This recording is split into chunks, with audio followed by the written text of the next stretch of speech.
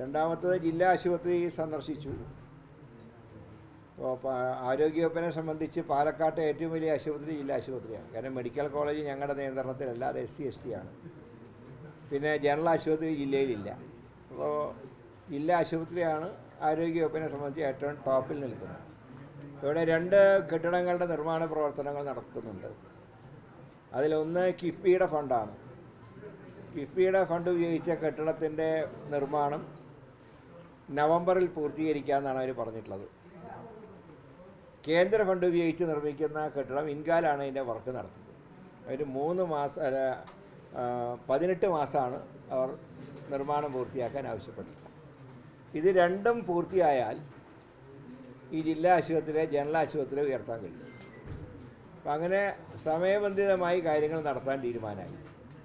2 ഏറ്റവും കൂടുതൽ ഡോക്ടർമാരുടെ പോസ്റ്റ് ഒഴിവുള്ളത് പാലക്കാട് ജില്ലയിലാണ് ഞാൻ കണ്ടിടത്തോളം.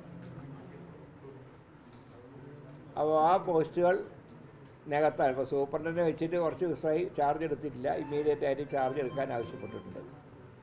മറ്റ് ഡിപ്പാർട്ട്മെൻറ്റ് തലവന്മാരെയൊക്കെ ഉടനടി നിയോഗിച്ചുകൊണ്ട് ആ പ്രക്രിയ 1 മാസം കൊണ്ട് ഞങ്ങൾ പൂർത്തിയാക്കി. അതോടുകൂടെ പിന്നെ ഒരു കെട്ടിടം പൊളിക്കാനുണ്ട്. അവിടെയാണ് പ്രിസൺ സെല്ലുള്ളത്. പക്ഷെ അത് മറ്റൊരിടത്തേക്ക് മാറ്റേണ്ടി വരും. അത് ആഭ്യന്തരമന്ത്രിയായിട്ട് സംസാരിക്കണം. അതിൽ മെഡിക്കൽ കോളേജിൻ്റെ കെട്ടിടത്തിലേക്ക് മാറ്റാനാണ് വകുപ്പ് മന്ത്രിയായിട്ട് സംസാരിക്കും.